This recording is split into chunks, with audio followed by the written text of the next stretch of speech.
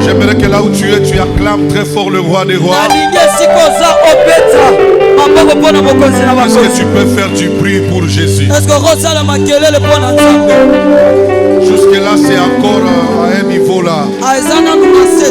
J'aimerais que tu montes encore avec les cris de joie. Pousse les cris de joie pour Jésus. Le seul maître que nous avons. Le seul nom que nous pouvons citer. Le seul nom qui nous a été donné. C'est le nom de Jésus. Est-ce que tu peux acclamer très bien le Seigneur?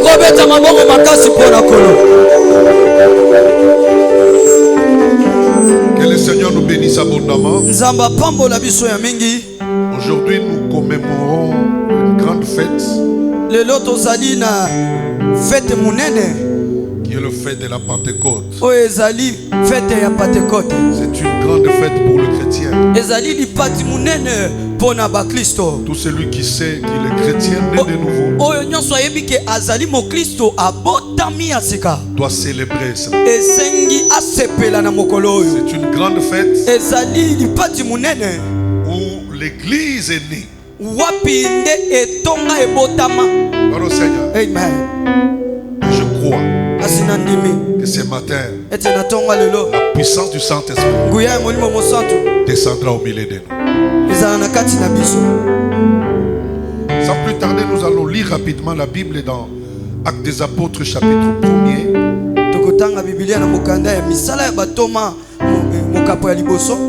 Nous prendrons le verset 3 jusqu'au verset 5e. Nous prendrons encore Actes des Apôtres chapitre 2 du 1er au 4e verset. Je lis la parole de Dieu.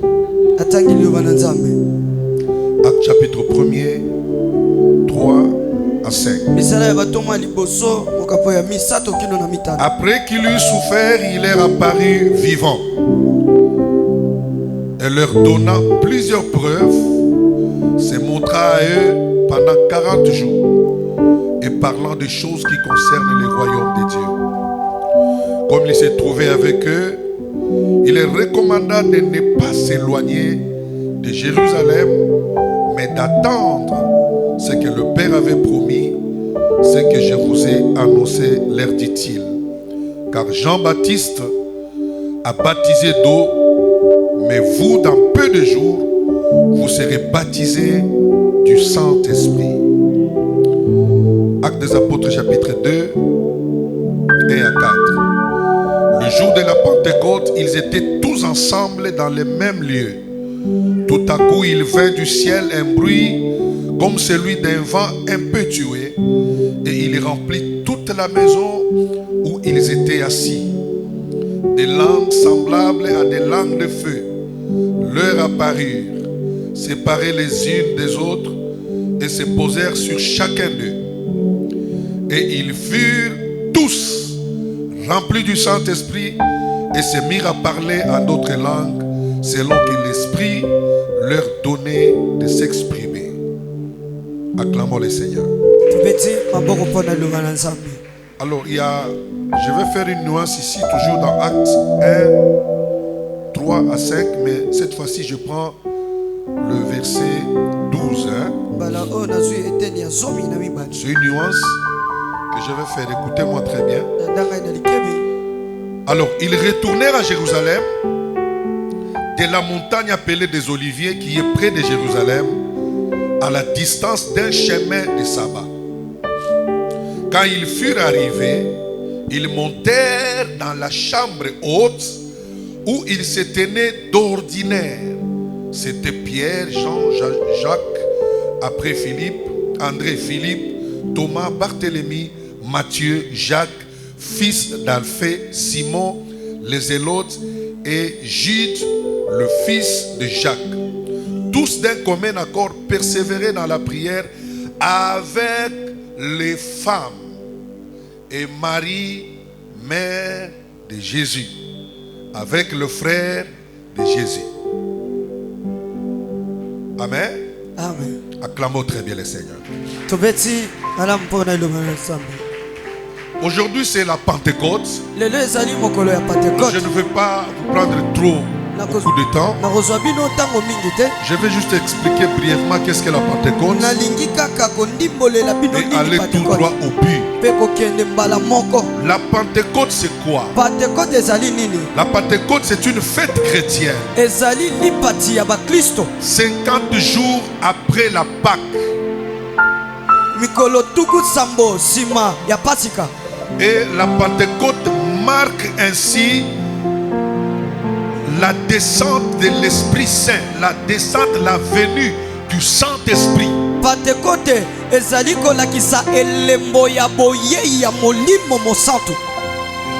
Qui est descendu sur les apôtres qui étaient enfermés dans la chambre haute.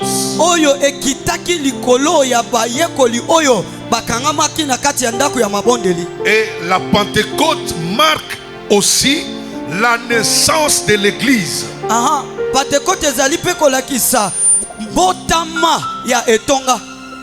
Et donne la force aux disciples de témoigner.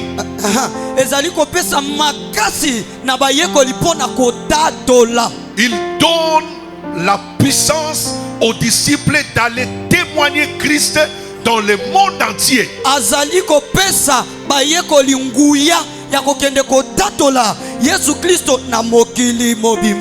Dans le temps, la Pentecôte était la fête de la moisson. Les gens venaient pour la moisson célébrer, adorer, louer Dieu. Ils montaient tous à Jérusalem avec le prémisse pour adorer Dieu de ce que Dieu a donné de quoi manger. Alléluia. Amen. Alléluia. Amen. Alléluia. Amen. Alléluia. Amen. J'aimerais dire à quelqu'un que ce matin, il y a quelque chose qui va se passer dans ta vie. C'est la manière de dire Amen qui me tombe. Je dis que quelque chose va se passer dans ta vie. Dans le livre des Actes des Apôtres, dans le premier chapitre, Jésus-Christ de Nazareth confirme ici la prophétie de Joël. La prophétie d'Ésaïe. Que dans les jours à venir, vos filles et vos fils prophétiseront. Je répandrai de mon esprit sur toutes les chairs. Maintenant, ici, c'était après la Pâque. Parce que Jésus, après la mort, il est ressuscité. Quand il est ressuscité, il a fait des apparitions aux apôtres. Et en leur donnant des preuves de sa mort et de sa résurrection. Et le temps que Jésus a pris après sa résurrection, il n'était pas monté. Il faisait des apparitions aux apôtres, leur témoignage des choses qui s'est passées, comment il a été cloué, comment il est mort et comment il est ressuscité. Il donnait des preuves comme ça. Et le temps des apparitions de Christ a pris au moins 40 jours avant que Jésus ne puisse monter. Mais pendant qu'il était avec les disciples, il leur donnait des promesses. Il est dit dans Actes des Apôtres, dans le premier chapitre, il dit Jean-Baptiste vous a baptisé d'eau, mais dans peu de jours vous serez baptisés par le Saint-Esprit. Là j'aimerais dire à quelqu'un, nous les pasteurs, nous vous baptisons d'eau. Le baptême d'eau que nous vous amenons, nous vous baptisons. C'est un signe. C'est un signe que j'ai donné ma vie. Mais celui qui baptise de l'esprit, ce n'est pas un pasteur. Celui qui baptise de l'esprit, c'est l'éternel Dieu des armées. Mais je lève ma main, je dis à quelqu'un, tu étais baptisé d'eau. Ce matin, Dieu va te baptiser de son esprit. C'est ta manière de dire amen qui me donne. Tu me donnes amen, tu recevras quelque chose. Écoutez bien aimé. Lorsque tu es baptisé de l'esprit, tu ne restes pas la même. Amen. Tu ne restes pas la même personne. Celui qui est baptisé par l'esprit, il est transformé. Il y a des choses qui arrivent quand on est baptisé de l'esprit. Une église qui est baptisée du Saint-Esprit, vous verrez par les actions, vous verrez la manière dont il témoigne. Un chrétien qui a le Saint-Esprit, qui est baptisé, c'est un chrétien transformé. Un chrétien partout où il va, il impacte sa génération. Et je dis à quelqu'un, ce matin, tu seras baptisé du Saint-Esprit. Yes, comme ça, dit que je serai baptisé. Je serai baptisé. Dis à haute voix, je serai baptisé. Je serai baptisé. Alléluia. Amen. Jésus donne des promesses. Il fait des promesses. Si dans peu de temps, vous serez baptisé du Saint-Esprit. Maintenant, dans le chapitre 2 des Actes des Apôtres, là c'est l'accomplissement. Il y avait une nuance que j'ai fait ici. Dans Acte 1er, dans le chapitre 12, là, le verset 12, la Bible dit, on a cité le nombre de gens qui étaient dans la chambre haute. Il y avait les Pierre, les Jean, les Barthélemy et tout, les André, tout le monde là. Mais la Bible ajoute, et les femmes et la mère de Marie, tous dans la chambre haute. Alors j'aimerais décourager les gens qui pensent que le Saint-Esprit est descendu seulement sur les hommes. Non, le Saint-Esprit est descendu même sur les femmes. Est-ce que tu peux me donner la main? Il est descendu même sur les femmes. De la même manière qu'il a donné des dons aux autres, de la même manière qu'il donnera les dons même à une femme de parler de Jésus-Christ.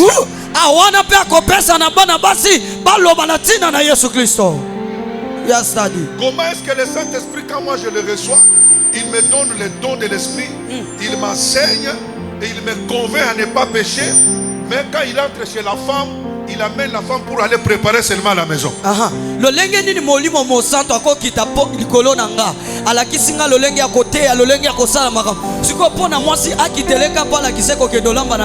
Oh, les femmes ne peuvent pas parler.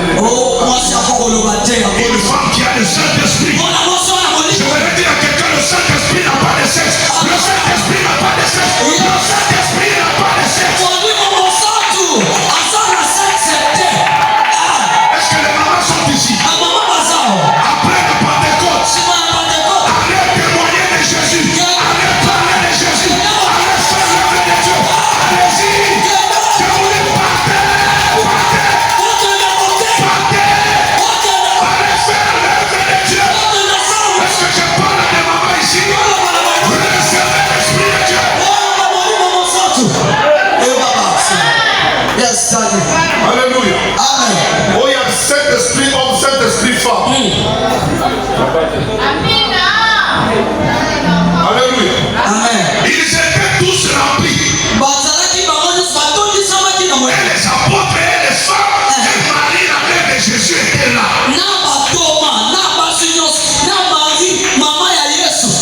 Je ferme la parenthèse. Tu acclames très fort. Acclame très fort le Seigneur.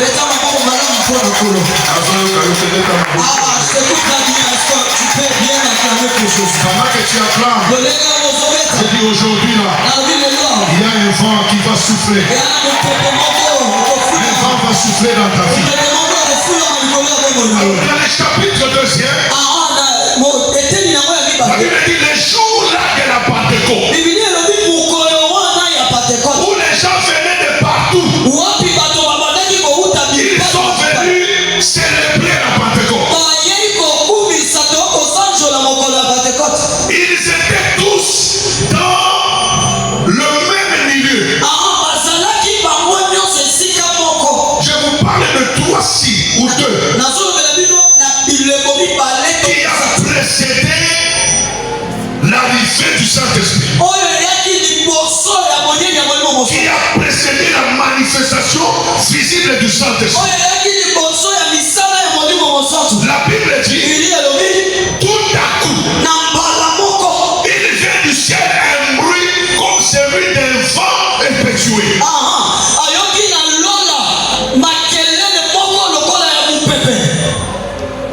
Tout à coup, c'était brusque, c'était spontané. La Bible dit, un vent du ciel, venant du ciel, comme un bruit. Alléluia. Comme un vent impétueux. Un vent impétueux, c'est quoi? Dans Hébreu, le vent, ou en grec, le vent veut dire anemos. Anemos qui veut dire vent. Ce terme vent est utilisé pour désigner le vent d'une manière générale, ainsi que les divinités, les esprits. Donc en d'autres termes, quand on parle des vents, on veut parler de l'esprit. Donc le vent qui a soufflé, c'était le signe de l'esprit. Alors le vent signifie quoi? Le vent en soi, le vent impétueux symbolise quoi? Elle symbolise 4 choses. La première chose que le vent impétueux symbolisait, elle symbolisait la vie. Voilà, ça fait comme ça. Elle symbolise la vie. Deuxième chose, elle symbolise le mouvement. Troisième chose, elle symbolise la force. Et quatrième chose, le vent impétueux symbolisait la puissance. Quand le vent venait, il venait donner la vie là où il y avait la mort. Parce que vous savez, quand Jésus est monté, tous les disciples avaient peur de s'afficher, d'apparaître et de parler de Jésus. C'est comme si les gens étaient morts. Mais quand le vent est venu, elle a apporté la vie. Elle commence à apporter la puissance. Je lève ma main, je dis à quelqu'un, ce matin, il y aura un vent là, un vent impétueux. Tu me donnes la main. Je dis que le vent qui vient, il vient apporter la vie. Là où il y avait la mort, dans tous les domaines de ta vie. Maintenant, tu me dit que la vie. Dis encore la vie. Deuxième chose, elle a porté le mouvement. Elle symbolisait un mouvement. J'ai dit à quelqu'un, ce matin, ton travail ferait un mouvement. Ta vie ferait un mouvement. Ton ministère ferait un mouvement. Parce qu'aujourd'hui, c'est le jour de la Pentecôte, où les vents impétueux viennent, qui symbolisent 4 choses. Quelqu'un me dit amen. Quelqu'un me dit amen.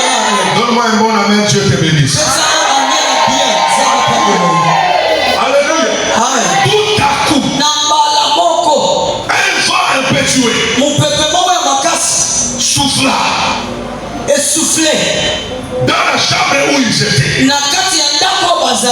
Alléluia. Et a changé l'atmosphère. J'aime la Bible. Tout à coup, il fait du ciel un vent. Un bruit. Comme le vent impétueux. Et il remplit toute la maison où ils étaient assis.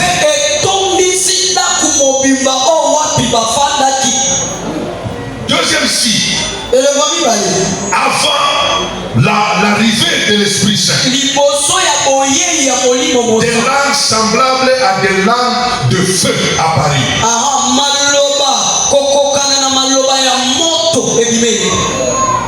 Avant qu'ils les remplissent, les signes qui ont précédé, dans la chambre haute ils avaient, et les apôtres et les femmes et Marie mère de Jésus et les frères de Jésus.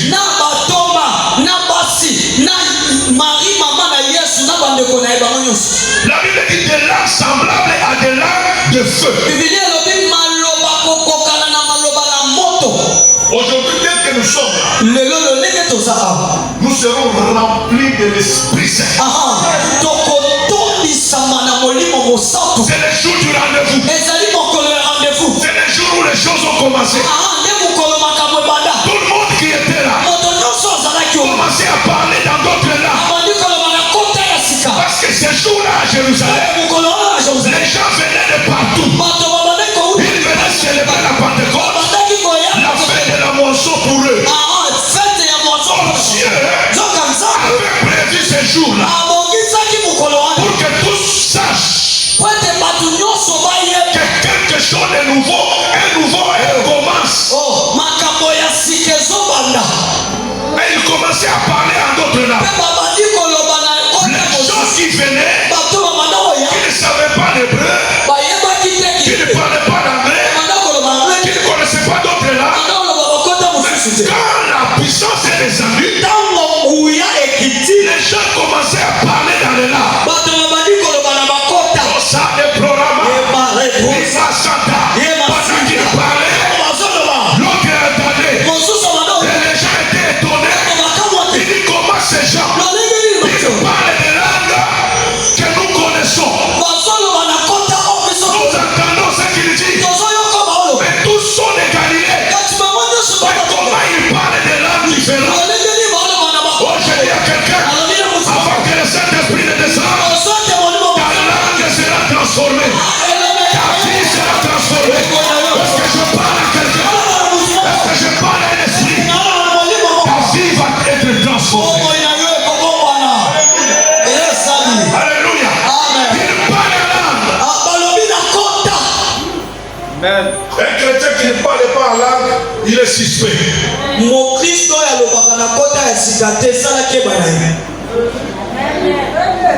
Voilà, ça fait comme ça. Tu n'as pas connu la transformation. Tu n'as pas connu, tu n'as pas eu la vie. Alléluia. Amen. Alléluia. Alléluia. Yes. Je dis à quelqu'un ce matin, ta langue sera saisie par le feu. Yes. C'est langue semblable aux langues de feu. Apparir. Un mouvement a commencé. Les gens commençaient à parler en langue. Parce que l'Esprit de Dieu était là. Après le troisième signe, ils étaient tous remplis. Je lève ma main. Comme c'est le jour de la Pentecôte, que le Saint-Esprit descende dans ta vie. Que le Saint-Esprit change ton histoire. Que le Saint-Esprit te baptise maintenant. Tu ne seras pas la même. Quelqu'un qui est rempli de l'Esprit, le Saint-Esprit est en lui. La première chose, la honte doit le quitter.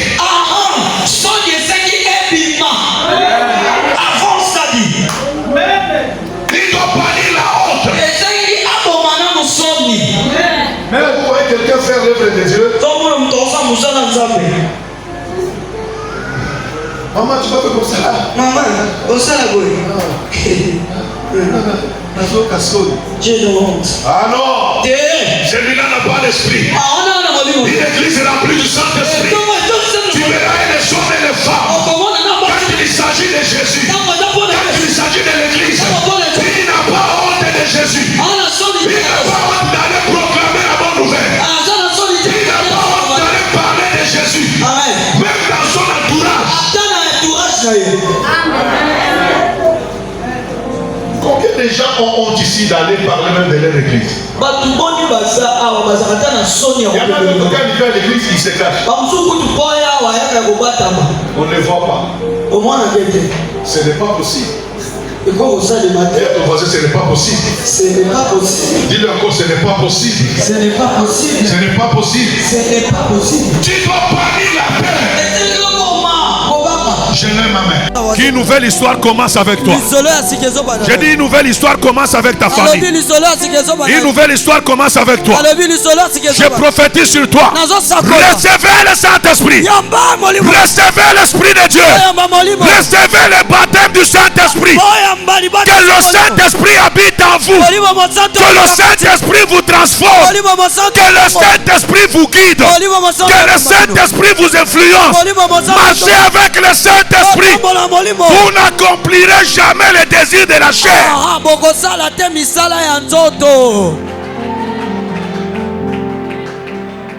Le Saint-Esprit, il change la vie. Il amène la vie. Il donne la vie. Il donne la puissance. De langues semblables à des langues de feu à Paris.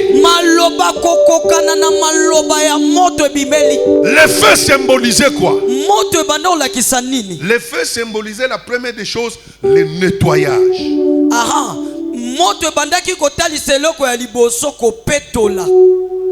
Dis d'abord le nettoyage. Deuxième chose, le feu symbolisait l'épiration.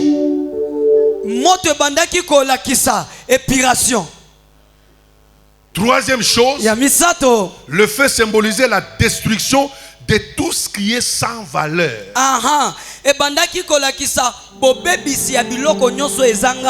Tout ce qui n'avait pas de valeur. Le feu qui apparut apparaissait pour la destruction, pour la purification, pour l'épiration.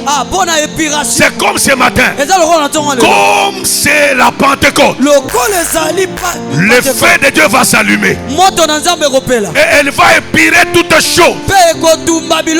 Même la sorcellerie dans ta famille sera épirée dans le nom de Jésus par le feu du Saint-Esprit. Elle vient détruire tout ce qui n'est pas de valeur. Je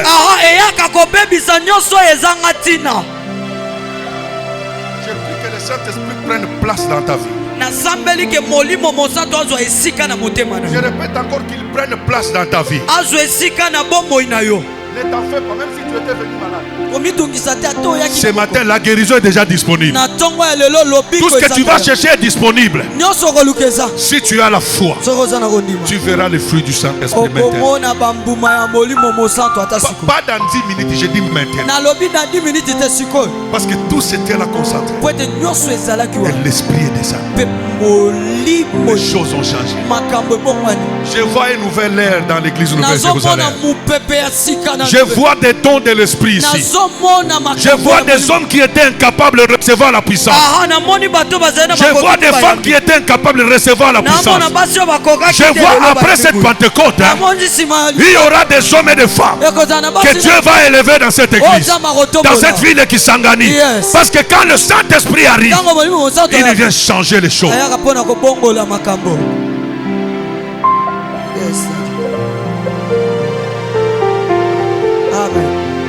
ça va comme ça. Je suis respectueux des temps. J'ai des choses à parler. Je sais que le temps, on devrait sortir aujourd'hui à 11h30. À 11h30, on sort ici. Ah, Torobimande lelo na 11h30. Est-ce qu'on peut acclamer? Alléluia. Merci. Acclame le Seigneur. Beta maboko pona kolo. Acclame le Saint-Esprit. Acclame le Saint-Esprit. J'aimerais qu'il te remplisse là où tu es. Qu'il descende. L'ami fidèle. C'est lui qui peut mieux te guider. C'est lui qui peut mieux t'orienter. Quand le Saint-Esprit te guide, ma soeur, tu verras que ta vie sera différente de tout le monde.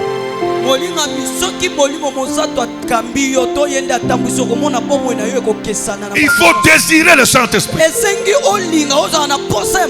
Quand tu l'as, il change les choses.